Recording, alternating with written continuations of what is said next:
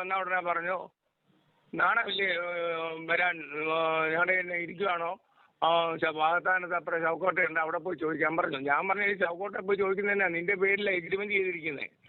പുള്ളിക്കാരത്തിയുടെ കൂടി എന്നെ തെറി പറഞ്ഞു അവിടെ ഓടിച്ചു. നിങ്ങൾ ഈ കേട്ട വോയിസ് ആരുടേതാണെന്ന് അറിയാമോ? കോട്ടയം ജില്ലയിലെ വാകത്താനത്തിനടുത്ത് ഞാലിയാങ്കുഴി പൊങ്ങന്താനം സ്ഥലത്തിനടുത്തുള്ള ഉമ്മൻചാണ്ടി കോളനിയിൽ രേണുസുതി വാടകയ്ക്ക് താമസിച്ച ആ വീടിന്റെ ഓണറിന്റെ സൗണ്ടാണ് നിങ്ങൾ ഇപ്പൊ കേട്ടത്. അദ്ദേഹത്തിന്റെ വോയിസ് ഉണ്ട്, ഞാൻ കേൾപ്പിക്കാം. ഇത് ഞാൻ പറയാൻ കാരണമുണ്ട്. കാരണം ഇദ്ദേഹത്തിന് 73 വയസ്സാണുള്ളത്. ഞാൻ ഇതുമായി ബന്ധപ്പെട്ട ഒരു വീഡിയോ മുമ്പ് ചെയ്തിട്ടുണ്ട്. ഓക്കെ, ഇദ്ദേഹത്തിന്റെ വാടക ഇതുവരെയായിട്ടും കൊടുത്തു തീർത്തിട്ടില്ല. അത് മാത്രമല്ല, അദ്ദേഹം വാടകയ്ക്ക് കൊടുത്ത വീട്ടില് ഈ പറയുന്ന രേണുസുദ്ധിക്കും അതോടൊപ്പം തന്നെ ഭർത്താവിനും മകനും ആണ് അവിടെ താമസിക്കാനുള്ള ആ രീതിയിലാണ് എഗ്രിമെന്റ് ഉള്ളത്. എന്നാൽ ആ വീട്ടിൽ നിരവധി ആൾക്കാരാണ് വന്ന് താമസിക്കുന്നത്. ഒരു 10ഓളം ആൾക്കാരുണ്ടായിരുന്നു. ഇപ്പോഴേതാണ് ഇപ്പൊ ഈ ബിഷപ്പിന്റെ ആ സ്ഥലത്ത് ഈ ഫിറോസ് ഒക്കെ ഉണ്ടാക്കി കൊടുത്ത ആ വീടിന്റെ അകത്ത് എങ്ങനെയാണോ അതുപോലെ തന്നെ ആയിരുന്നു അവിടെയും. അങ്ങനെ ഇരിക്കുന്ന സമയത്ത് സെപ്റ്റി ടാങ്ക് ഒക്കെ നിറഞ്ഞു പോവുകയും ആ സെപ്റ്റി ടാങ്ക് പോലും വൃത്തിയാക്കാതെ ആ വീട് മൊത്തത്തിൽ നശിപ്പിച്ച് ഇദ്ദേഹത്തിന് വാടക പോലും കൊടുക്കാതെ ആ വീട്ടിൽ നിന്ന് ഇറങ്ങിപ്പോയ ആൾക്കാരാണ് ഈ പറയുന്ന രേണുസുതിയൊക്കെ. അദ്ദേഹത്തിന് മരുന്ന് മേടിക്കാൻ പോലും കാശില്ലാത്ത സമയത്ത് ഇദ്ദേഹം പോയി ഈ പറയുന്ന രേണുസുതിയോടൊക്കെ പൈസ ചോദിച്ചു. പൈസ ചോദിച്ച സമയത്ത് ഈ രേണുസുതിയും അതോടൊപ്പം തന്നെ രേണുസുതിയുടെ അച്ഛനായിട്ടുള്ള തങ്കച്ചൻ എന്ന് പറയുന്ന ഇയാളോട് ചേർന്ന് ഇദ്ദേഹത്തെ വഴക്ക് പറയുകയും തെറി പറയുകയും ചെയ്തു. ഇവരാണ് ഇപ്പോൾ സോഷ്യൽ മീഡിയയിൽ വന്നിരുന്നിട്ട് വലിയ വാചം അടിക്കുന്നത്. ഇവർ ആ സോഷ്യൽ മീഡിയയിൽ കഴിഞ്ഞൊരു ഇന്റർവ്യൂവിൽ ഇവർ മദ്യം അടിക്കുന്നതിനെ കുറിച്ച് പറഞ്ഞു. ഇത് ഞാൻ സുധിച്ചേട്ടൻ ഉള്ളപ്പോഴേ ചെയ്യുമായിരുന്നു, സുധിച്ചേട്ടൻ ഉള്ളപ്പോഴേ ഞാൻ ഈ ബ്രാൻഡഡ് മദ്യം അടിക്കുമായിരുന്നു എന്ന് പറഞ്ഞ ഇവർ എന്താണ് പറഞ്ഞു വെച്ചത്? കാരണം ഈ ഒരു വാടക വീട്ടിൽ കിടന്ന ഇവർക്ക് വാടക പോലും കൊടുക്കാൻ പൈസ ഇല്ലാതിരുന്നു. അന്നേരവും ഇവർ അടിച്ചുകൊണ്ടിരുന്നത് ബ്രാൻഡഡ് സാധനമാണ്. അതല്ലേ ഇവരിവിടെ പറഞ്ഞു വെച്ചത്? ഇവർ ഈ വാടക വീട്ടിൽ വാടക പോലും ഇന്ന് വരെ കൊടുത്തു തീർത്തിട്ടില്ല. അന്നേരം ഇവർ എന്താ പറയുന്നത്, വലിയ വലിയ ബ്രാൻഡഡ് ഡ്രസ്സുകൾ ഇടുമായിരുന്നു എന്ന് ഇവർ കഴിഞ്ഞ ഇന്റർവ്യൂവിൽ പറഞ്ഞു. അപ്പോ ഞാൻ അദ്ദേഹത്തിന്റെ വോയിസ് ഒന്ന് വെക്കാം. ഇന്നും അദ്ദേഹത്തിന്റെ പൈസ കിട്ടിയിട്ടില്ല. വളരെ സങ്കടത്തോടു കൂടി അദ്ദേഹം എന്നോട് പറഞ്ഞ കാര്യങ്ങളാണ്, നിങ്ങൾ അത് കേൾക്കണം. ഇത്രയും പൈസ ഉണ്ടായിട്ടും ഇത്രയൊക്കെ സെലിബ്രിറ്റി ആയിട്ടും രാജ്യം വിട്ട് രാജ്യത്തോളം ഓടുമ്പോഴും ബിഗ് ബോസിൽ നിന്ന് ഇറങ്ങി വന്നിട്ടും ഇത്രയൊക്കെ പൈസ കിട്ടിയിട്ടും അദ്ദേഹത്തിന്റെ പൈസ കൊടുത്തു തീർക്കാനുള്ള ഒരു മനസ്സ് പോലും ഇല്ലാത്ത ഇവരാണ് സോഷ്യൽ മീഡിയയിൽ നിന്നുകൊണ്ട് എന്താ ഞാൻ വലിയ സിംഗിൾ മദർ, ഞാൻ മാത്രമേ ഉള്ളൂ ഈ സ്ത്രീകളിൽ ഇത്രമാത്രം ദുരിതം അനുഭവിക്കുന്നത് എന്ന രീതിയിലൊക്കെ പറഞ്ഞു നടക്കുന്ന ഒരു സ്ത്രീയാണ് ഇവർ. എന്തായാലും അദ്ദേഹം പറയുന്ന ആ കാര്യം ഒന്ന് കേട്ടു നോക്ക്. അത് കഴിഞ്ഞ ശേഷം ഞാൻ കുറച്ച് കാര്യം പറയാം. വീട്ടിൽ വന്നിട്ട് വാടക കാര്യങ്ങളൊക്കെ പറഞ്ഞു. അപ്പം ഒരു സെലിബ്രിറ്റി അല്ലേ, കാര്യങ്ങളൊക്കെ വെച്ചിട്ട് നമ്മൾ ആ വാടക കാര്യങ്ങൾ കൊടുത്തു കേട്ടോ സാർ. അതെന്നാ പറ്റി? അപ്പം അവര് പുള്ളിക്കാരത്തി അവരുടെ ഫാദർ കാര്യം ഉടായിപ്പാ. അപ്പൊ എന്നാന്ന് വെച്ചാൽ അവർ താമസം തുടങ്ങി കഴിഞ്ഞ് ഞാൻ എപ്പം ചെന്നാലും നമുക്ക് അതിൻ്റെ അകത്തുനിന്ന് കയറാനോ നോക്കാനോ ഒരു സൗകര്യമില്ല. പിന്നെ സൗകര്യം എന്ന് പറഞ്ഞാൽ ഇടയില്ല. കാര്യം നോക്കുമ്പോൾ എന്നാന്നറിയാമോ, ഇവര് ഭാര്യയ്ക്കും ഭർത്താവിനുമാണ് പിള്ളേർക്ക് വേണ്ടി കൊടുത്തെങ്കിലും ഭാര്യ ഭർത്താവ് 2 കുട്ടികളെ അച്ഛനും അമ്മയും അതുകൂടാതെ രേണുവിന്റെ ആങ്ങളെയും ഭാര്യയും പിള്ളേരും 10 പേരാ വീട്ടിൽ താമസിക്കുന്നത് കേട്ടോ സാർ. ഒരു വീട് വാടകയ്ക്ക് കൊടുത്തിട്ട് ആ വീട്ടിൽ 2 പേര് താമസിക്കണമെന്ന് എഗ്രിമെന്റ് ഉള്ളിടത്ത് അവിടെ പോയി ഒത്തിരിയും പേരാ താമസിക്കുന്നത്. കാരണം രാജാവിന്റെ മകനാണല്ലോ ഈ പറയുന്ന ഋതപ്പനെ നോക്കണമെങ്കിൽ എത്ര തോഴിമാര് അതോടൊപ്പം തന്നെ അങ്ങനെ കുറെ ആൾക്കാർ വേണമല്ലോ. ഇപ്പോഴും അതാ പറയുന്നത്, ഋതപ്പനെ നോക്കാൻ 10 പേര് വേണം, അതുകൊണ്ടാണ് ഞങ്ങൾ ആ 10 പേര് ആ വീട്ടിൽ താമസിക്കുന്നതെന്നാണ് പറയുന്നത്. അത് തന്നെയായിരുന്നു ഈ വാടക വീട്ടിലും അവസ്ഥ. അദ്ദേഹം 2 പേർക്ക് താമസിക്കാനുള്ള ഒരു അവസരത്തിലാണ് കൊടുത്തത്.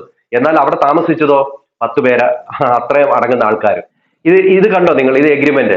ഈ എഗ്രിമെന്റ് എഴുതിയിരിക്കുന്നത് രേഷ്മ പി തങ്കച്ചന്റെ പേരിലാണ് എഴുതിയിരിക്കുന്നത്. മാസം 3000 രൂപ വാടകയാണ്. കറണ്ട് ബിൽ അടയ്ക്കാമെന്നും വീട് വിട്ടു പോകുന്ന സമയത്ത് വീടിന്റെ അകത്ത് എന്തെങ്കിലും അറ്റകുറ്റപ്പണികൾ ഉണ്ടെങ്കിൽ ഇതൊക്കെ ചെയ്തു തരാമെന്നും ഒക്കെ ഈ എഗ്രിമെന്റിലുണ്ട്. എന്നിട്ട് പോലും ഇതൊന്നും ചെയ്യാതെ സെപ്റ്റി ടാങ്കും നിറച്ച് ആ വീട്ടിൽ നാശനഷ്ടം ഉണ്ടാക്കിയിട്ട് ഇറങ്ങിപ്പോയതാണ്. 13,000 രൂപ വാടക കൊടുക്കാനുള്ളത് പോലും കൊടുക്കാതെ ഇറങ്ങിപ്പോയേക്കുമാണ്. ഇതുവരെ ആയിട്ടും കൊടുത്തു തീർത്തിട്ടില്ല. ഇദ്ദേഹത്തിന് 73 വയസ്സുണ്ട്. എൻ്റെ അച്ഛന്റെ പ്രായമുണ്ട്. എൻ്റെ അച്ഛന്റെ പ്രായമുണ്ട്. നിങ്ങളുടെ ഓരോരുത്തരുടെ അച്ഛന്റെ പ്രായമുണ്ട്. അവിടെ പോയി താമസിച്ച് ഇതുവരെ ആയിട്ട് പൈസ പോയി ചോദിക്കുമ്പോൾ അദ്ദേഹത്തെ തെറി വിളിച്ച് ഓടിക്കുകയാണ് ഈ പറഞ്ഞ രേഷ്മ പി തങ്കച്ചനും അതോടൊപ്പം തന്നെ തങ്കച്ചനും ഒക്കെ. എന്താൾക്കാരാണ്! എന്നിട്ടാണ് മീഡിയയുടെ മുമ്പിൽ വന്നിരുന്നിട്ട് ഞാൻ ബ്രാൻഡഡ് സാധനം അടിക്കുമായിരുന്നു, സുധി ഉള്ളപ്പോഴേ ഞാൻ അടിക്കുമായിരുന്നു, സുധി ഉള്ളപ്പോഴേ ഞാൻ ബ്രാൻഡഡ് ഡ്രസ്സ് ഇടുമായിരുന്നു. എന്താ പറയണേ? ഇതാണ് പറഞ്ഞ് സോഷ്യൽ മീഡിയയിൽ ഇട്ട് കൊടുക്കുന്നത്. കള്ളങ്ങൾ പറയുക. ഇവർ ഇത്ര മാത്രം അടിക്കും എന്ന് പറയുന്നുണ്ടല്ലോ. ഇവർ ഈ ബ്രാൻഡഡ് അടിച്ചുകൊണ്ടായിരിക്കണമല്ലോ ഈ പറയുന്ന വാടക പോലും കൊടുക്കാൻ പറ്റാതെ ഈ കൊല്ലം സുധി പലരുടെ കയ്യിൽ നിന്നും കടം മേടിച്ചിട്ടുണ്ട്. കടം മേടിച്ചവര് ചോദിക്കുന്ന സമയത്ത് അവരെ തെറി വിളിക്കുക, ഇത് തന്നെയായിരുന്നു ഇവരുടെ പരിപാടി മുമ്പ്. അതൊക്കെ ഓൾറെഡി വോയിസ് ഒക്കെ പുറത്തു വന്നിട്ടുണ്ട്. അപ്പം ഇങ്ങനെ ആയിരിക്കണം ഇവർ കടമുണ്ടാക്കി വെച്ചത്. എന്നിട്ട് ഇവർ സോഷ്യൽ മീഡിയയിലൂടെ ഒന്നുമില്ലാത്തവരെ പോലെ ഞങ്ങൾ എന്താണ് റേഷൻ അരിയും മണ്ണെണ്ണയും ഉള്ളത് കൊണ്ട് ഞങ്ങൾ ജീവിച്ചു പോകുന്നു എന്ന രീതിയിൽ വരുത്തി തീർക്കുകയായിരുന്നു അല്ലേ? ഇത് തന്നെ ഇവർ തന്നെ ഇപ്പൊ പറയുന്ന കേട്ടോ നിങ്ങൾ. ഇത്രയൊക്കെ ഒരു എന്താ പറയാ ഒരു സെലിബ്രിറ്റി ആയി എന്ന് കണ്ടപ്പോൾ ഇവർ പറയുകയാണ് ഞങ്ങൾ മുമ്പേ അങ്ങനെ ആയിരുന്നു, ഞങ്ങൾ ഹൈഫൈ ആയിട്ട് ജീവിച്ചുകൊണ്ടിരുന്ന ആൾക്കാരാണ് എന്നാണ് പറയുന്നത്. എന്നാൽ ഇവിടെ വാടകയ്ക്ക് കൊടുത്ത ബേബിച്ചാന്റെ വാടക പോലും കൊടുത്തിട്ടില്ല. അതാണ് സത്യാവസ്ഥ. 1 ഒക്ടോബർ മാസം ആണ് ഈ എഗ്രിമെന്റ് എഴുതിയിരിക്കുന്നത്. അന്നേരത്തെ കാര്യമാണ് പറയുന്നത്. അന്ന് രേണു സുധി അല്ലായിരുന്നു, രേഷ്മ പി തങ്കച്ചൻ തന്നെയായിരുന്നു. ആ ഒരു പേര് വെച്ചുകൊണ്ട് തന്നെയാണ് ഒഫീഷ്യലായിട്ട് അവിടെ ഈ സൈൻ ഇട്ടിട്ടുമുണ്ട്. നിങ്ങൾ കണ്ടു നോക്ക്, രേണു ഇവിടെ സൈൻ ഇട്ടിട്ടുണ്ട്. അത് മാത്രമല്ല ഈ വീടിന്റെ വാടക കൃത്യമായിട്ട് 3500 രൂപ മാസം കൊടുക്കാമെന്നും ആ വീട്ടിന്റെ എന്തെങ്കിലും കേടുപാടുകൾ ഉണ്ടാക്കിയിട്ടുണ്ടെങ്കിൽ അതെല്ലാം ഞങ്ങൾ തന്നെ പരിഹരിച്ചുകൊള്ളാമെന്നും വീടിന്റെ കറണ്ട് ബില്ല് സഹിതം ഞങ്ങൾ അടച്ചുകൊള്ളാമെന്നും അതിന്റെ റെസിപ്റ്റ് ഈ പറയുന്ന വീടിന്റെ ഓണർ ആയിട്ടുള്ള ബേബിച്ചാന്റെ കയ്യിൽ കൊടുത്തുകൊള്ളാമെന്നും ഒക്കെ പറഞ്ഞുകൊണ്ടുള്ള ഒരു എഗ്രിമെന്റ് ആണത്. ഈ എഗ്രിമെന്റ് ഇരിക്കെ ഈ വീട്ടിലേക്ക് കുറെ പേരെ കൊണ്ടുവന്നങ്ങ് താമസിപ്പിക്കുകയാണ്. അവരുടെ വീട്ടിൽ ഇഷ്ടം പോലെ ആൾക്കാരെ കൊണ്ടങ്ങ് താമസിപ്പിക്കുകയാണ്. ഇവർക്ക് മാത്രമായിട്ട് കൊടുത്തൊരു വീട്ടിൽ ഈ പറയുന്ന തങ്കച്ചൻ, അതായത് അമ്മ, ആങ്ങള, ചേട്ടത്തി എന്ന് തുടങ്ങി എല്ലാവരെയും കൊണ്ട് താമസിച്ചപ്പോൾ ഇദ്ദേഹം ചോദ്യം ചെയ്തു. അത് മാത്രമല്ല ആ വീടിന്റെ സെപ്റ്റിക് ടാങ്ക് നിറഞ്ഞുപോയി. അപ്പൊ ഇദ്ദേഹമാണ് കാശ് കൊടുത്ത് അത് ശരിയാക്കിച്ചതൊക്കെ. അപ്പൊ ഈ ദ്രോഹിക്കുക എന്നുള്ളത് ഇവരുടെ രക്തത്തിൽ അലിഞ്ഞു ചേർന്നിട്ടുള്ള ഒരു കാര്യമാണ് അല്ലേ എന്റെ പൊന്നു പ്രേക്ഷകരെ? ബാക്കി കിട്ടുന്നു. അങ്ങനെ സെപ്റ്റിക് ടാങ്ക് ഫുള്ളായി. പറഞ്ഞ് ഞാൻ കിടങ്ങറ ചങ്ങനാശ്ശേരിക്കപ്പുറമുള്ള പാർട്ടികളെ കയ്യിൽ നിന്ന് 7000 രൂപ മുടക്കി ടാങ്ക് എല്ലാം ക്ലീൻ ചെയ്തെല്ലാം കൊടുത്തു. എല്ലാ മാസവും വാടക ഇങ്ങനെ പെൻഡിങ് ആയിരുന്നു. അപ്പം 29/10/21 അവർ താമസം തുടങ്ങിയത്. ഒരു മാസം കഴിഞ്ഞപ്പോൾ എന്നോട് റിക്വസ്റ്റ് ചെയ്തു, ഇതിന്റെ കാലാവധി ഒരു 6 മാസം കൂടെ നീട്ടണമെന്ന് പറഞ്ഞു. വേറെ വീടെടുക്കാൻ പറയും. അപ്പം 6 മാസം കൂടെ നീട്ടിയിട്ട് ഇറങ്ങാൻ പോകുമ്പോൾ ഞാൻ വാകത്താനം പോലീസ് സ്റ്റേഷൻ ഒരു പരാതി കൊടുത്തു. അങ്ങനെ ഇരിക്കുമ്പോൾ അവർക്ക് അതിന്റെ അടുത്ത് തന്നെ ഒരു വീട് കിട്ടി. എനിക്ക് ഈ പറയുന്ന രേഷ്മ തങ്കച്ചൻ എഗ്രിമെന്റ് തെറ്റിച്ചത് കൊണ്ട് തന്നെ ഇദ്ദേഹം ഈ ബേബിച്ചായം കൊണ്ടുവന്ന് കേസ് കൊടുത്ത സമയത്ത് ഇവർ വേറൊരു വാടക വീട്ടിലേക്ക് മാറുകയാണ്. അതായത് ഈ വീടിന്റെ, ഞാൻ ഈ സൈഡിൽ കാണിക്കാം, ഈ വീടിന്റെ ഇതത്ര മനോഹരമായിട്ടുള്ള ഒരു വീടാണ്. ഇതിന്റെ തൊട്ട് ബാക്കിലായിട്ടാണ് വേറൊരു വാടക വീട്ടിലേക്ക് ഇവർ മാറുന്നത്. ആ വീട്ടിൽ നിന്നുകൊണ്ടാണ് ഇവർ എന്തോ ദയനീയാവസ്ഥയൊക്കെ പറഞ്ഞുകൊണ്ട് വീഡിയോ ഒക്കെ ഇട്ടിട്ടുള്ളത്. ആ ഒരു വീട്ടിലാണ്, ആ വീട്ടിലേക്കാണ് മാറുന്നത്. അതായത് കൊല്ലം സുധി മരിക്കുന്നതിന്റെ മുമ്പ് ആ വീട്ടിലായിരുന്നു താമസിച്ചുകൊണ്ടിരുന്നത്. പിന്നെ നോക്കിക്കോണം, മരിച്ചു കഴിഞ്ഞിട്ട് ഈ ഒരു വീടിന്റെ അവിടേക്കാണ് ആൾക്കാർ വന്ന് നിന്നതും അവിടുത്തെ ബാത്റൂം ഉപയോഗിച്ചതും ഒക്കെ ഈ വീട്ടിൽ തന്നെ ആയിരുന്നു. അപ്പോൾ അങ്ങനെ ഇരിക്കുമ്പോൾ അദ്ദേഹത്തിന് വാടക അന്നേരവും കൊടുത്തു തീർന്നിട്ടില്ല എന്നുള്ള കാര്യം നിങ്ങൾ മറക്കരുത്. ഇദ്ദേഹം പറയുന്ന ബാക്കി കാര്യം കിട്ടുന്നു. ആ സമയത്ത് വാടക 27,000 രൂപ തരാനുണ്ടായിരുന്നു. ആ 27,000 രൂപയിൽ മരിക്കുന്നതിന് ഒരു 4 ദിവസം മുന്നേ, ഒരാഴ്ച മുന്നേ ഞാൻ ആ പുതിയ വീട് മാറിയെന്ന് പറഞ്ഞില്ലേ, ആ വീട്ടിൽ ചെന്ന് വന്നപ്പം അവർ നോക്കിയപ്പോൾ ഗൂഗിൾ പേയിൽ ഒരു 10 രൂപ കിടപ്പുണ്ട്. അപ്പോൾ എന്നോട് പറഞ്ഞു ഒരു കാര്യം, സ്കൂട്ടറിൽ എന്നെ ആ തെങ്ങനാക്കി പെരുമ്പനിച്ച് വരെ വന്നാൽ ഞാൻ ATM എടുത്തു തരാമെന്ന് പറഞ്ഞു. അങ്ങനെ എന്റെ സ്കൂട്ടറിൽ കയറി പെരുമ്പനിച്ച് വന്നിട്ട് 9,000 രൂപ എടുത്തു തന്നു. ബാക്കി 13,000 രൂപ ഉണ്ടായിരുന്നു തരാനുണ്ട്. ആ 13,000 രൂപ ഇതൊക്കെ കഴിഞ്ഞ് പുള്ളി മരിച്ചു, കാര്യങ്ങൾ എന്റെ വീട് പിന്നെ താക്കോൽ വേണം, സെലിബ്രിറ്റി ഒക്കെ സഹോദരം സംബന്ധിച്ച ഞാൻ ആ ഇടയ്ക്ക് എന്റെ മോഡ് എടുക്കുക ഖത്തറിലോട്ട് അങ്ങ് പോയി. ATM പൈസ തന്ന സുധിയ മരിക്കുന്ന ഒരാഴ്ച മുന്നേ പെരുമനിച്ച് ATM. അപ്പൊ 22-9 തന്നു, ബാക്കി 13 രൂപ തരാനുണ്ട്. അത് വെച്ചാൽ തരാം. കാര്യം എന്നോട് പറയുന്നത് അങ്ങനെ കിട്ടുന്ന തികയാനില്ല, നമ്മുടെ പുറമത്തെ അവരുടെ സ്റ്റുഡിയോന്ന് പൈസ സാമ്യോ ത്രിവേണിയാണ് തരാനുണ്ട്, അപ്പം തരാം. കൂടാതെ അവിടെ 8-10 പേര് കഴിയുന്നുണ്ട്, ഇതെല്ലാം ഞാനാണ് ചെയ്യുന്നത്, ഇങ്ങനെയൊക്കെ ഓരോ കാര്യങ്ങൾ പറഞ്ഞു. ഞാൻ പറഞ്ഞു ശരി. മരിച്ചു കഴിഞ്ഞ് അപ്പൊ ഞാൻ 2-3 മാസത്തേക്ക് ഇവിടെ ഇല്ലായിരുന്നു, ഖത്തർ വരെ പോയിരിക്കായിരുന്നു. അപ്പൊ ആ ഖത്തറിൽ പോയപ്പോ എന്നോട് ഫോൺ ചെയ്ത് പറഞ്ഞിട്ട് അതിന്റെ താക്കോലെന്ന രീതിയിൽ ഈ സെലിബ്രിറ്റി വന്നാൽ 2 ദിവസം താമസിക്കാനൊക്കെ നമ്മുടെ വീട് അറേഞ്ച് ചെയ്ത് കൊടുത്തു. അതെല്ലാം കഴിഞ്ഞ് ഞാൻ വന്നു കഴിഞ്ഞു. പിന്നെ ഞാൻ അന്വേഷിച്ചപ്പോൾ നമുക്ക് പൈസ പല വിധത്തിൽ വരുന്നുണ്ട് കാര്യങ്ങളെ. എന്നാൽ ഞാൻ ഒരു ദിവസം ചോദിക്കാൻ ചെന്നു, പുതിയ വീട്ടിൽ ബിഷപ്പിന്റെ വീട് വെച്ചെടുത്തേ. അതുകൂടാതെ ഇവിടെ കാർ എന്റെ വീട്ടുമുറ്റത്ത് കിടന്നിട്ട് ഞാൻ വേറെ വാടകക്കാർ വന്നിട്ട് മാറ്റാൻ പറഞ്ഞിട്ട് എന്തിനാ മാറ്റത്തില്ല, പല പ്രാവശ്യം റിക്വസ്റ്റ് ചെയ്തിട്ട് പിന്നെ മാറ്റിയത്. പഴയ കാർ അദ്ദേഹത്തെ നല്ല രീതിയിൽ തന്നെ ദ്രോഹിച്ചിട്ടുണ്ട്. അതായത് ഒരു കാർ ആ വാടക വീട്ടിൽ കൊണ്ടിട്ടിട്ട്, സുധിയുടെ കാറാണ്, പഴയ കാറ്, അതുപോലെ അവിടെ നിന്ന് എടുത്തു മാറ്റത്തില്ലായിരുന്നു. എന്നിട്ട് പൈസ ചോദിച്ച് ചെല്ലുമ്പോഴെല്ലാം ന്യായീകരണം, ഞങ്ങളുടെ പൈസ ഇല്ല, ഞങ്ങളുടെ പൈസ ഇല്ല. ആ കൊല്ലം സുധി ആണെങ്കിൽ 10,000 രൂപ എടുത്തു കൊടുത്തു. അതായത് 23 ഉള്ളതിൽ 10 രൂപ എടുത്തു കൊടുത്തു, ഇനി 13 ബാക്കിയുണ്ട്. അങ്ങനെ ഇരിക്കുമ്പോൾ അതുപോലും കൊടുക്കാൻ ഇവർക്ക് ഇല്ല ഇല്ല ഇല്ല എന്ന് പറഞ്ഞ് ഈ പറയുന്ന വാടകയ്ക്ക് വീട് മേടിച്ച ഈ പറയുന്ന ബേബിച്ചാന്റെ അടുത്ത് ഇങ്ങനെ പറഞ്ഞിട്ട് ഇപ്പൊ ഇരുന്ന് പറയുകയാണ്, ഞങ്ങൾ അന്ന് തൊട്ടേ ബ്രാൻഡഡ് കഴിക്കുമായിരുന്നു, ഞങ്ങൾ അന്ന് തൊട്ടേ ബ്രാൻഡഡ് ഇടുമായിരുന്നു, സുധിച്ചേട്ടൻ എനിക്ക് മേടിച്ചു തരുമായിരുന്നു എന്നൊക്കെ പറയുന്നത്. ഈ പറയുന്ന ബേബിച്ചൻ എന്ന് പറയുന്ന ഈ പുള്ളിക്കാരന്റെ 13,000 രൂപ കൊടുക്കാൻ പറ്റാത്ത ആൾ, അവരുടെ വീട്ടിൽ കിടന്ന് തൂറി മെഴുകി ആ സെപ്റ്റി ടാങ്ക് നിറച്ചിട്ട് അതുപോലും ക്ലീൻ ചെയ്ത് കൊടുക്കാൻ പറ്റാത്ത ആൾക്കാർ. ഞാനാണ് ഈ പറയുന്ന ബേബിച്ചാനാണ് അത് 7,000 രൂപ കൊടുത്ത് അത് ക്ലീൻ ചെയ്യിച്ചത്. അവിടെ താമസിച്ചതോ 10 പേരധികം. എന്നിട്ടാണ് ഇപ്പൊ വന്നിരുന്നിട്ട് വലിയ മെഴുകുന്നത്. മെഴുക പിന്നെ കഷ്ടം. ആ മനുഷ്യന്റെ പൈസ ഇനിയേലും ഒന്ന് കൊടുത്തു തീർക്ക്. നിനക്കൊക്കെ ഇത്രയും പൈസ കിട്ടുന്നുണ്ടല്ലോ, എന്നിട്ട് ഞാൻ ഒന്നും പറയുന്നില്ല, പറഞ്ഞാൽ കൂടി പോകും. ബാക്കി കേട്ടു. അവരുടെ വീട്ടിൽ ചെന്നു, പുതിയ വീട്ടിൽ ചെന്നു ആചാര്യമുക്കില്ല, പുതിയ വീട്ടിൽ ചെന്നു ബിഷപ്പിന്റെ. അവിടുന്ന് പറഞ്ഞ് ആട്ടി ഇറക്കിയിട്ട് പറഞ്ഞു, നിങ്ങൾ ഭാഗത്താൻ ചൗക്കട്ട ഉണ്ട്, അവിടെ ചെന്ന് സുധിയോട് ചോദിക്കാം. അവൾ പറയാം. ആരത് പറഞ്ഞത്? രേണു രേഷ്മ, അവിടെ പേര് രേണു തന്നെ. രേണു എന്ന് പറഞ്ഞു ഇതുപോലെ അവിടെ പോയി കല്ലറ പോയി ചോദിക്കാനേ. രേഷ്മ തങ്കച്ചൻ പുതുക്കാട്ട് വീട് പൊങ്ങന്താനം, അവിടെ അപ്പന്റെ പേരിലാണ് വെച്ചിരിക്കുന്നത്. അങ്ങനെ എന്റെ കലാലയം ഇപ്പൊ എന്നെ വീട്ടിലുണ്ട്. എന്നിട്ട് എന്നോട് പറഞ്ഞു. അപ്പൊ ഞാൻ കേട്ടോണിഞ്ഞ് പോന്നു. കുറച്ച് കഴിഞ്ഞ് പിന്നെ ഞാൻ ആ വഴി പോയപ്പോ ഒന്ന് കയറിയപ്പോൾ ആ പുള്ളിക്കാരൻ തന്നെ കുറെ ഒത്തിരി എല്ലാം പറഞ്ഞു. നാണമില്ലേ ഇങ്ങനെ നടക്കുവാണോ, അങ്ങനെ ഇങ്ങനെയാണെന്ന് പറഞ്ഞു. ഞങ്ങൾ ചിലവ് ചെയ്യുന്ന എങ്ങനെയാണെന്നറിയാവോ, ബുദ്ധിമുട്ടാണ്. ഞാൻ പറഞ്ഞു ബുദ്ധിമുട്ടാണ് തരണ്ട, ഉണ്ടാക്കാൻ എന്നും പറഞ്ഞ് ഞാൻ കടയിൽ പോന്നു. ആ ബിഷപ്പിനെ കണ്ടിട്ട് ഞാൻ പോന്നു. എങ്ങനെ ഇരിക്കുന്നു കേട്ടോ നിങ്ങള്. അതായത് കൊല്ലം സുധിയുടെ കല്ലറയിൽ പോയി ചോദിക്കേ എന്ന് പറഞ്ഞത് ആരാന്നറിയാമോ? രേണു സുധി. എപ്പോഴും പറയും, സുധിച്ചേട്ടാ ആ ഗ്ലാസ്സില് മറ്റേ വെള്ളം എടുത്തിട്ട് ഇങ്ങനെ എടുത്ത് മേപ്പോട്ട് ഇങ്ങനെ തെട്ടിക്കുമ്പോഴും പറയുന്നുണ്ട്, സുധിച്ചേട്ടാ ഞാൻ അടിക്കാൻ പോവാന്നു. സുധിച്ചേട്ടൻ എന്റെ കൂടെ ഇരുന്ന് ഞാൻ അടിക്കുമായിരുന്നു. സുധിച്ചേട്ട ബിഗ് ബോസിൽ പോയപ്പോഴും സുധിച്ചേട്ടൻ ഞാൻ വന്നു. എപ്പോ നോക്കിയാലും സുധിച്ചേട്ടനെ വിറ്റ് തിന്നുന്ന ഇവർ പറയുകയാണ് വാടക പോയി സുധിയോട് ചോദിക്കാൻ, കൊല്ലം സുധിയോട് ചോദിക്കാൻ. ഒരു സ്നേഹമോ റെസ്പെക്റ്റോ ഇല്ലാതിരുന്ന ഒരാളാണ് ഇവർ. ഇപ്പോഴിവര് പുതിയ കാമുകനെ തേടി പോവുകയാണ്, പുതിയ കല്യാണം ആലോചിച്ച് പോവുകയാണ്. ഇവർക്ക് വേറെ ആരാണ്ടുമായിട്ട് ബന്ധമുണ്ട്. ഇവർ ഈ ഇന്റർവ്യൂവില് ഇത് പറയുന്നുണ്ട്, പുതിയ കാമുകന്റെ കാര്യമൊക്കെ പറയുന്നുണ്ട്. എങ്ങനെങ്കിലും കെട്ടി നിങ്ങൾ വേറെ പോകണം, നിങ്ങളുടെ പേര് ഈ സുധി എന്നുള്ളത് നിങ്ങളുടെ പേരിൽ നിന്നും മാറ്റണം, നിങ്ങൾ അതാ നല്ലേ. ആ മനുഷ്യനോട് ഒരു ശകലമെങ്കിലും സ്നേഹം ഉണ്ടായിരുന്നെങ്കിൽ നിങ്ങൾ ആ ഒരു വർത്തമാനം പറയത്തില്ലായിരുന്നു കല്ലറയിൽ പോയി ചോദിക്കാനൊക്കെ. പറയുമോ? അല്ലെങ്കിൽ നിങ്ങളുടെ അച്ഛന്റെ പ്രായം ഉണ്ടല്ലോ, നിങ്ങൾ അച്ഛനെക്കാട്ടിലും മൂത്ത ഒരു മനുഷ്യനാണ്. അദ്ദേഹത്തിന്റെ പൈസ ഇല്ലാഞ്ഞിട്ട് അദ്ദേഹം മരുന്ന് മേടിക്കാനൊക്കെ ബുദ്ധിമുട്ടി ഇരുന്ന സമയത്ത് പോയി ചോദിച്ചപ്പോൾ പറയുന്ന കാര്യമാണ്.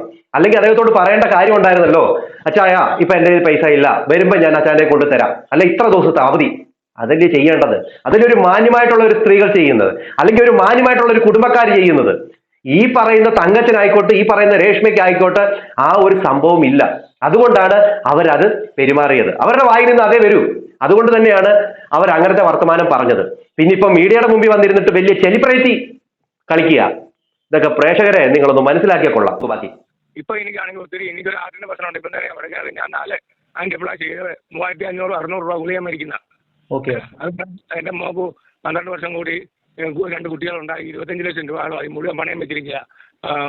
8ാം മാസം ഓപ്പറേഷൻ ചെയ്തെടുക്കുമായിരുന്നു. പിന്നെ ഞാൻ എന്റെ കുന്നമ്പുറം പള്ളിയിലെ തക്കുർത്താനം പള്ളിയിലായിരുന്നു മാമോയിസ. എങ്ങനെയാലും സാറേ ആ പൈസ ഒന്ന് കിട്ടിയാൽ വളരെ ഉപകാരമായിരുന്നു. ഇനിയിപ്പോ കിട്ടാനുള്ളത് 13,000 രൂപയാണ്. ഇതെല്ലാം വാടക കാശാണല്ലേ? എല്ലാം ആണ്. ഓരോ പ്രാവശ്യം തന്നിരിക്കുന്ന വിവരങ്ങളെല്ലാം ഞാൻ എഴുതിയിട്ടുണ്ട്. എനിക്ക് ഫോട്ടോ എടുത്ത് അയക്കാൻ അറിയത്തില്ല. എന്റെ മോൻ ഇപ്പം മാമൂസായിക്ക് വന്നിട്ടുണ്ട്, അവനിപ്പോൾ ഇവിടെ ഇല്ല. അങ്ങോട്ട് വന്നാൽ ഉടനെ ഞാൻ വേണം സാറിന് ഈ വാട്സപ്പ് നമ്പർ അല്ലേ? ഇത് വാട്സപ്പ് നമ്പർ, ഇതിലോട്ടൊന്ന് അയച്ചു വെക്കാവോ? ആ ഫോട്ടോ എടുത്ത് ഞാൻ അയച്ചു തരാം കേട്ടോ സാർ. അയച്ചതാ. പിന്നെ ഈ പൈസ ചോദിച്ച് അച്ചായൻ ചെല്ലുമ്പോഴെല്ലാം ഈ തെറിവിളിയാണോ? ആദ്യം ചെല്ലുമ്പോൾ അവിടെ ഉണ്ടായിരുന്നു. അവിടെ ഇറങ്ങി വന്ന ഉടനെ പറഞ്ഞു, നാണമില്ലേ വരാൻ, ഞാൻ ഇരിക്കുവാണോ, ഭാഗത്താനത്ത് അപ്പുറം ചൗക്കോട്ടയുണ്ട്, അവിടെ പോയി ചോദിക്കാൻ പറഞ്ഞു. ഞാൻ പറഞ്ഞു ഈ ചൗക്കോട്ടെ പോയി ചോദിക്കുന്നതന്നെ, നിന്റെ പേരിൽ എഗ്രിമെന്റ് ചെയ്തിരിക്കുന്നത്. അത് പറഞ്ഞ് ഞാനീ പോന്നു. പിന്നെ ഒരു പ്രാവശ്യം ചെന്നപ്പോഴാണ് അയാളും പുള്ളിക്കാരത്തിയുടെ കൂടി എന്നെ തെറി പറഞ്ഞു അവിടെ ഓടിച്ചു. തങ്കച്ചനും ഭാര്യയാണ്. അവൾ അകത്തുണ്ടായിരുന്നു, അവൾ ഇറങ്ങിയില്ല. ഞാൻ സാറേ ഈ നാട്ടുകാരനും ഒരു പഴയ കുടുംബക്കാരനുമാണ്. അപ്പൊ നമുക്ക് കൂടുതൽ അലമുണ്ടാക്കി സംസാരിക്കുന്ന ഒരു മാനേഴ്സിന് ഒരു സ്റ്റാൻഡാർഡുണ്ട്. ഞങ്ങൾ ഇത് കൂടുതൽ 25 വീട്ടുകാരുള്ള ഒരു കത്തോലിക്കലാണ്. അത് ഇവിടെ തന്നെ ജനിച്ചു വളർന്നതാണ്. പ്രധാനം പഞ്ചായത്ത് ഓഫീസിനടുത്താണ് എന്റെ. എങ്ങനെ ഇരിക്കുന്നു? പാവം പിടിച്ച മനുഷ്യന്റെ പൈസ പോലും കൊടുത്തില്ല. അദ്ദേഹം പോയി ചോദിക്കുമ്പോൾ അദ്ദേഹത്തെ തെറി വിളിക്കുന്നു. ഇതാണ് അവസ്ഥ. ഇവരാണ് വന്നിരുന്നിട്ട് പറയുന്നത്, ഓ ഞാൻ എന്താ സുധിച്ചേട്ടൻ ഉള്ളപ്പോഴേ ഞാൻ ബ്രാൻഡഡ് മാജിക് മൂവ്മെന്റ് അടിക്കുമായിരുന്നു, എന്റെ കസിനും ഒക്കെ ഇരുന്നു കൊണ്ട് അടിക്കുമായിരുന്നു. അങ്ങനെയാണെങ്കിൽ ഇവർക്കും മദ്യം മേടിച്ചു കൊടുക്കാൻ വേണ്ടി ഈ പറയുന്ന കൊല്ലം സുധി പിന്നെ കടം മേടിച്ചു കൂട്ടി എന്ന് നമ്മൾ പറയേണ്ടതായിട്ട് വരും.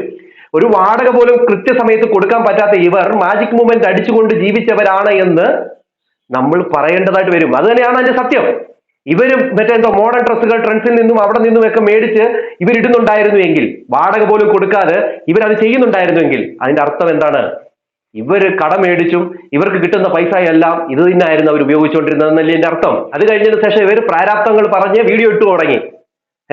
അത് കഴിഞ്ഞ് ഇവർക്ക് പിന്നെ സുധിച്ചേട്ടന്റെ മരണം കൊണ്ട് ഇവർ നല്ല രീതിയിൽ തന്നെ അങ്ങോട്ട് ആഘോഷിച്ചു, നല്ല രീതിയിൽ ആഘോഷിച്ചു. അത് വെച്ച് അവർ നല്ല രീതിയിൽ റീച്ച് ഉണ്ടാക്കി.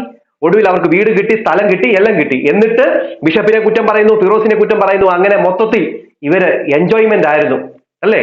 ആ ഇന്റർവ്യൂവിൽ വേറൊരു കാര്യം കൂടെ രേണുസുതി പറയുന്നുണ്ട്. അതായത് ബിഷപ്പിനെ അങ്ങോട്ട് ഫോൺ വിളിച്ചു എന്ന്. അതായത് ബിഷപ്പിന്റെ ഫോണിലേക്ക് വിളിച്ച് സംസാരിച്ച രീതിയിൽ, ഞാനല്ല സംസാരിച്ച്, എന്റെ ചേച്ചിയെ സംസാരിച്ചിട്ട് ഞങ്ങളിവിടെ താമസിക്കുന്നതിന് എന്തെങ്കിലും കുഴപ്പമുണ്ടോ, ബ്ലോഗർമാർ ഇങ്ങനെ പറയുന്നു എന്ന രീതിയിലൊക്കെ ചോദിച്ചു എന്ന് പറയുന്നു. എന്നാൽ ഈ പറയുന്ന ബിഷപ്പിന്റെ നമ്പറിലേക്ക് അവർക്ക് വിളിക്കാൻ പറ്റത്തില്ല. അത് ഈ പറയുന്ന പോലീസും അതോടൊപ്പം തന്നെ മേധാവിമാരൊക്കെ പറഞ്ഞു ഇവരുടെ കോൾ ഒന്നും എടുക്കല്ലെന്ന് പറഞ്ഞുകൊണ്ട് അത് അന്നേ ബ്ലോക്ക് ചെയ്ത് വെച്ചേക്കുന്ന. അപ്പോൾ ഈ രേണു പിന്നെ പറയുകയാണ് ബിഷപ്പിന്റെ നമ്പറിലേക്ക് വിളിച്ചു എന്ന്. എന്നാൽ അങ്ങനെ ഒരു സംഭവമല്ല. ബിഷപ്പിന്റെ അവിടെ ജോലി ചെയ്യുന്ന അവരുടെ ഫോണിലേക്ക് വിളിച്ചിട്ട് ഈ പറയുന്ന രേണുവിന്റെ ഫോണിലാണ് റെക്കോർഡ് ഉള്ളതെന്ന് പറയുന്നുണ്ട്. അപ്പം ഈ രേണുവിന് ഡയറക്റ്റ് ആയിട്ട് കാര്യങ്ങൾ ചോദിച്ചാൽ പോരായിരുന്നോ? അത് ചെയ്യാതെ ചേച്ചിയെ കൊണ്ട് ഈ പറയുന്ന ഈ വീട്ടിലെ ജോലിക്കാരനെ വിളിച്ച് ജോലിക്കാരന്റെ അടുത്ത് നിന്ന് ഈ പറയുന്ന ബിഷപ്പിനുമായിട്ട് സംസാരിക്കുന്ന ആ ഒരു വോയിസ് റെക്കോർഡാണ് അവരുടെ കയ്യിലുള്ളത്. ഇങ്ങനെയൊക്കെ കാണിച്ചിട്ട് അത് ഞങ്ങൾ പുറത്തുവിടും, ഇപ്പൊ പൊട്ടിക്കും എന്നൊക്കെ പറഞ്ഞുകൊണ്ടിരുന്നു. ഇപ്പൊ പൊട്ടിക്കും എന്നൊക്കെ പറഞ്ഞുകൊണ്ടിരിക്കുന്നവർക്ക് നല്ലൊരു 8ന്റെ പണി കൂടെ വരാനായിട്ട് ഇരിപ്പുണ്ട്. അതൊക്കെ ഇനി പുറകാലം നിങ്ങൾക്ക് കിട്ടും. കാരണം ഒരു മനുഷ്യനായിട്ട് ദ്രോഹിക്കുന്നതിന് ഒരു പരിധിയുണ്ട്. ആ കുപ്പായത്തെ ഓർത്ത് ഞാനൊന്നും പറയുന്നില്ല എന്ന് പറഞ്ഞുകൊണ്ടാണ് ബിഗ് ബോസ് വീടിനുള്ളിലേക്ക് പോയത്. അത് കഴിഞ്ഞതിന് ശേഷം വിഷപ്പാമ്പ്, പിന്നെ ഈ ഒരു ഇന്റർവ്യൂവിൽ മാത്രം വിഷപ്പാമ്പ് വിട്ടിട്ട് ഒരു റെസ്പെക്റ്റോട് പിതാവെന്നൊക്കെ വിളിക്കുന്നുണ്ട്. എന്തായാലും നിങ്ങൾ വിഷപ്പാമ്പ് എന്ന് പറഞ്ഞ് നടക്കുമല്ലായിരുന്നോ? അതുകൊണ്ട് തന്നെ ആ വിഷപ്പാമ്പിന് കുറച്ച് വിഷമൊക്കെ ഉണ്ട്. അളമുറ്റിയാൽ ചേരയും കടിക്കുമെന്നൊരു പഴഞ്ചൊല്ലില്ലേ? അതുകൊണ്ട് തന്നെ ആ കടി വാങ്ങാനായിട്ട് തയ്യാറായിരുന്നു രേണുവും അതോടൊപ്പം തന്നെ രേണുവിന്റെ കൂട്ടുകാരിയായിട്ടുള്ള ചേച്ചിയോട്. എന്തൊക്കെയാണ് പറഞ്ഞത്? അദ്ദേഹത്തിന്റെ ബോഡി ഷേമിങ് ചെയ്തും അദ്ദേഹത്തെ പരിഹസിച്ചും എന്തൊക്കെ നിങ്ങൾ ചെയ്തു. എന്നിട്ടാണ് നിങ്ങൾ വലിയ വീരവാദം മുഴക്കിക്കൊണ്ട് നടക്കുന്നത്. എന്റെ പൊന്നു പ്രേക്ഷകരെ, ഇനിയെങ്കിലും ഇവരെ മനസ്സിലാക്കും. ഇവര് സത്യത്തിൽ എന്താ പറയാ, ഇവർ മാത്രമല്ല വിധവകൾ. ഇവരല്ല ഈ ലോകത്തിലെ ആദ്യത്തെ വിധവ. എത്രയോ ആൾക്കാർ ജീവിക്കുന്നുണ്ട്, എത്രയോ ആൾക്കാർ ജോലി ചെയ്തും മാന്യമായിട്ട് ജീവിക്കുന്നുണ്ട്. ഇത്രയൊക്കെ പൈസ കിട്ടിയിട്ടും ആ പാവം പിടിച്ചവന്റെ പൈസ കൊടുക്കാൻ പോലും ഇതില്ലാത്തവരെ നമ്മൾ എന്താ പറയേണ്ടത്? എന്താണ് പ്രേക്ഷകരെ? നിങ്ങൾക്ക് നിങ്ങളുടെ അഭിപ്രായ നിർദ്ദേശങ്ങൾ മസ്റ്റായി കമന്റ് ചെയ്യുക. അടുത്തൊരു വീഡിയോ കാണാം. അതുവരേക്കും എല്ലാവർക്കും ബൈ.